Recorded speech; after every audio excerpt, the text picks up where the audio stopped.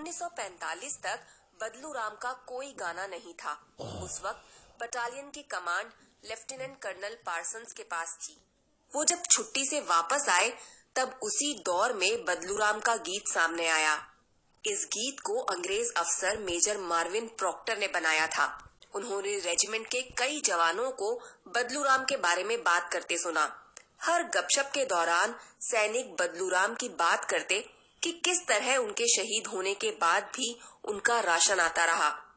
Major Procter को लगा कि बदलू राम का किस्सा सभी सैनिकों के बीच फेमस है। तब उन्होंने इस पर गाना लिखा।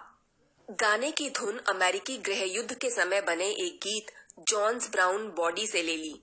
इस तरह बदलू राम का बदन गाना बना। साल 1946 में असम रेजिमेंट के एक अधिकारी बताते हैं कि जो असल गाना है उसके बोल हैं, बदलू राम का बदन जमीन के नीचे है तो हमने उसका राशन मिलता है। अब चूंकि गाना अंग्रेज अफसर ने लिखा है तो उनकी हिंदी भी काम चलाऊ किस्म की थी। वो शायद हमने की जगह हमको लिखना चाह रहे होंगे। फिर कहा जाता है कि शाबाश हुल्लेलुया। इससे जाहिर होता है कि ये गाना किसी ईसाई अंग्रेज ने लिखा होगा, क्योंकि हुल्लेलुया शब्द बाइबल से आया है। इस गाने को अब असम रेजिमेंट का हर सैनिक गाता है। ये एक तरह से असम रेजिमेंट का एंथम बन गया है। रेजिमेंट के हर फंक्शन की शान होता है। शुरू में 2 लाइन पूरी गाई जाती हैं, फिर धीरे धीरे शब्द की जगह सीटी बजाई जाती है। अंत में सीटी पर ही इसे खत्म किया जाता है। अंत में कहा जाता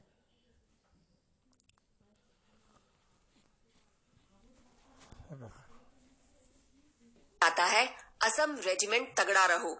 जैसे अगर एक असम के सैनिक हैं तो वे कहेंगे एक असम तगड़ा रहो। बदलू राम जिस बैटल ऑफ जैसामी में शहीद हुए वो 5 दिन तक चली थी। असम रेजिमेंट के एक अधिकारी ने बताया कि जब जापानी सेना जैसामी होते हुए कोहिमा की तरफ बढ़ रही थी तब अलाइड फोर्सेस यानी ब्रिटेन, अमेरिका और सोवियत संघ के फौजियों ने उन्हें रोका। मणिपुर का एक छोटा सा गांव है जैसामी। 1 असम रेजिमेंट अलाइड फोर्सेस का हिस्सा थी। जापान के सैनिक इम्फाल पर कब्जा करना चाहते थे। असम रेजिमेंट को ऑर्डर मिले, आखिरी गोली आखिरी दुश्मन तक लड़ना है।